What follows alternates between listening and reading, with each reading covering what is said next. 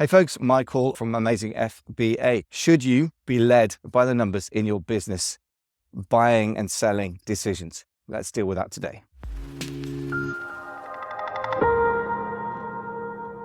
Having previously bought various properties, I'm now considering selling one. A selling or buying decision around any asset, including property or a business, is a lot of the same sort of thing. So you're buying an asset or selling an asset which has a capital value, and then it will, if it works well, generate cash flow. Sometimes negative, you get it wrong. So, should you be led by the numbers? I've been on a train with a Google sheet working out the capital gains of selling residential property versus keeping it. What's interesting is how one arrives at decisions in business. The nice thing about business is numbers guide you. Should they lead you? Should they guide you? Should you ignore them? Let's take one extreme at a time and examine how it works. Extreme number one is to ignore the numbers, go with your gut, follow your intuition. There's a difference between your gut and immediate instincts. Running a business or owning property can be painful. There's legal liability, people hassling you, spending your own money and time, and the regulations are always increasing. Both in business and residential property.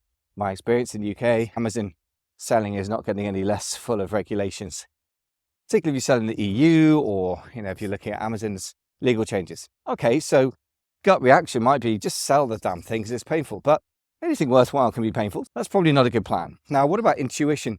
If your intuition says it's hard work, but the pain is not worth the gain, you might be right. Intuition can misguide us because we overrate the immediate pain and underrate future pain. So if we do something now that makes something easy, but costs you a lot of pain in the future, that's not a very rational way of making decisions. Pure instinct or intuition has its dangers. So in the pure form, probably unwise, although one should not ignore one's intuition as an entrepreneur. Here's version 2, led by the numbers, not guided by the numbers, but just led by them. The classic example of that mistake is in the lockdown period or just after that. A lot of aggregated private equity companies with a lot of money went out shopping for e-commerce businesses that are based on Amazon. They made multiple mistakes, but one of them was based simply on following the numbers. A lot of very smart people, many of whom I interviewed for the podcast at the time, were involved in that.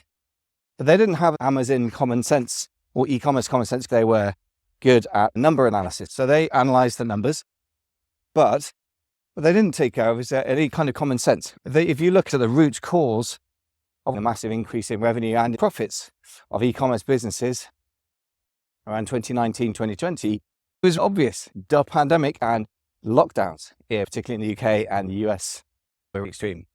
I was in the UK at the time. So yeah, that is, in retrospect, I guess, very obvious what was going on there. Even at the time, it wasn't rocket science to think there would be some kind of reversion to shopping in a physical location after the pandemic. How much was going to be hard to call, but it wouldn't be zero.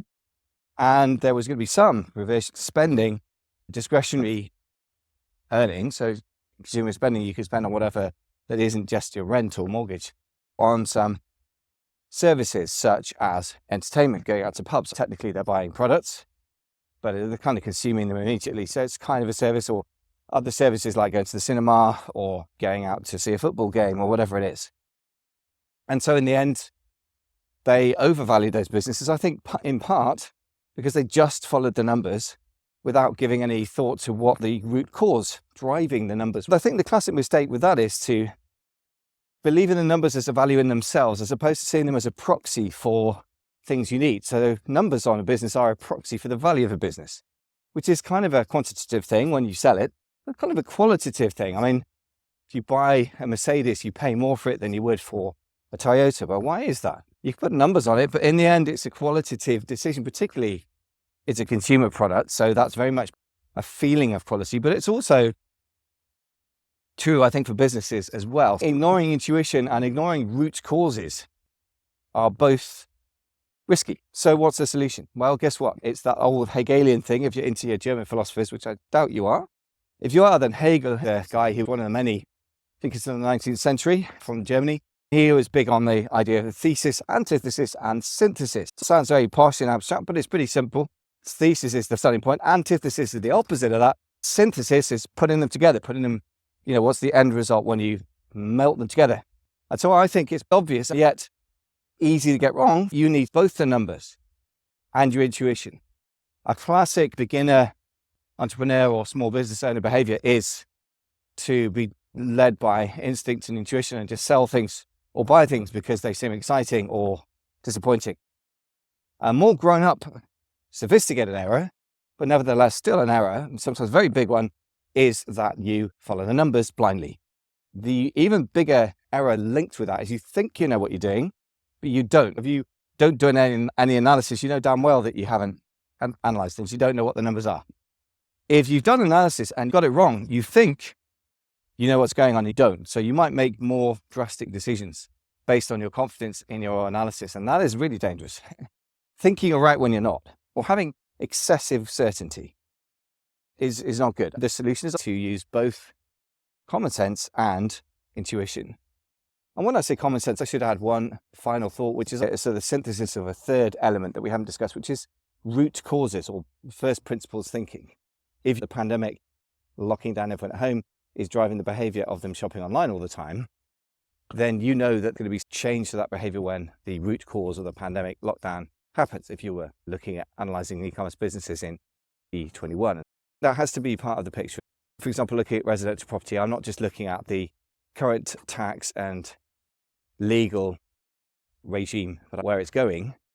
And it doesn't look highly attractive for me in the future. Some Amazon sellers are seeing the same thing. They're looking at the trends, not just the historical numbers, but the probable trends in the future and what's driving that. Well, Andy Justice's wish to give shareholders a reason to buy Amazon stock rather than sell it and to increase the share price. And so that used to be all about growth of Amazon and the future income and the future cash flow for many years. And now it's becoming need to get paid now.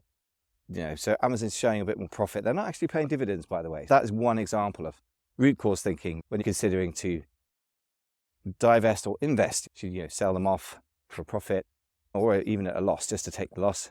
Or should you invest in things? That could be true at the product level, business level, and business model level as well. So residential real estate or property may be becoming quite unattractive.